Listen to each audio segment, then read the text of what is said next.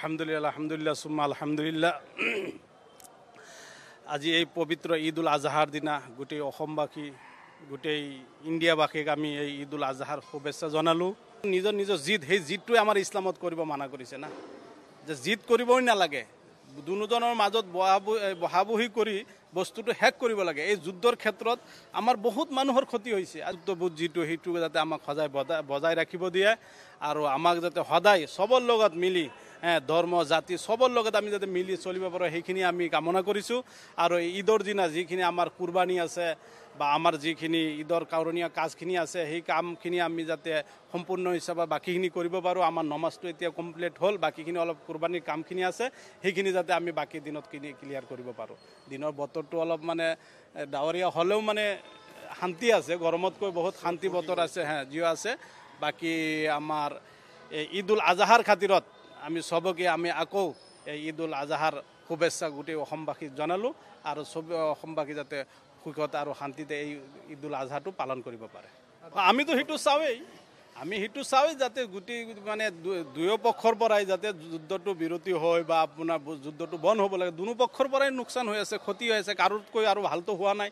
এইটো নিজৰ জিদ, সেই জিদটোৱে আমাৰ ইছলামত কৰিব মানা কৰিছে না, যে জিদ কৰিবই নালাগে, দুজনৰ মাজত বহাবহি কৰি বস্তুটো শেষ কৰিব লাগে। এই যুদ্ধৰ ক্ষেত্ৰত আমাৰ বহুত মানুহৰ ক্ষতি হৈছে। আজি ইমান মুছলিম মানুহ আমাৰ ফিলিস্তিনত মাৰা গ'ল, কিন্তু এই মানুহখিনিতো দ্বিতীয়বাৰ পাব লগা নাই। যুদ্ধ বিৰতি হওক বা বন্ধ হওক যি হওক, সেইকাৰণে আমি সেইটো কামনা কৰোঁ যেন এতিয়া ধৰক নতুন যুদ্ধৰ কিবা ঘোষণা শুনি আছোঁ, কিন্তু সেইখিনি নোহোৱাটো আমি কামনা কৰোঁ। কাৰণ যুদ্ধটো কাৰোৰ কাৰণে ভাল নহয়। আজি চাওক, যি মিলিটাৰীবিলাক আপোনাৰ যি ফৌজীবিলাক আপোনাৰ ইমান কষ্ট কৰি আপোনাৰ চলি আছে, সিহঁতে আকৌ তাতে গৈ নিজে জান দিব লগা হ'ল, জীৱন দিব লগা হয়। সেইখিনি বস্তুটো তেওঁলোকৰ কাৰণে এটা ভয় লগা হৈ গৈছে না। সেইকাৰণে আমি যুদ্ধটো মানে শান্তি আৰু শান্তিটো যেনেকৈ আহে সেনেকৈ চবে চেষ্টা কৰাটো বেছি ভাল আমাৰ কাৰণে। কাৰণ যুদ্ধটো আমাৰ কাৰণে আমি নাচাওঁ। ধৰ্মৰ ৰাজনীতিটো আমি বিশ্বাস নকৰোঁ। আমি সেইবিলাক ৰাজনীতিটো ধৰক ইয়াতে ঈদৰ দিনা খাছ কৰি আমি আৰু ৰাজনীতিৰ বিষয়ে আমি ৰাজনীতিৰ বস্তুটো নাজানোৱেই। মলৈ ৰাজনীতি কৰিব নালাগে, চাই হিন্দু হওক মুছলিম হওক, সেইটো আমি সদায় কামনা কৰোঁ। বাকী আমাৰ লোকৰ এতিয়া নমাজৰ আগত কুৰবানী নহয়, নমাজৰ পিছত কুৰবানী হয়। আৰু কুৰবানী হোৱাৰ পিছত আমাৰ ধৰক যিবিলাক গৰীব মানুহ দুখীয়া মানুহবিলাক আছে, সিহঁতৰ ঘৰত আমি আকৌ এইটো পহুচাই দিব লাগে।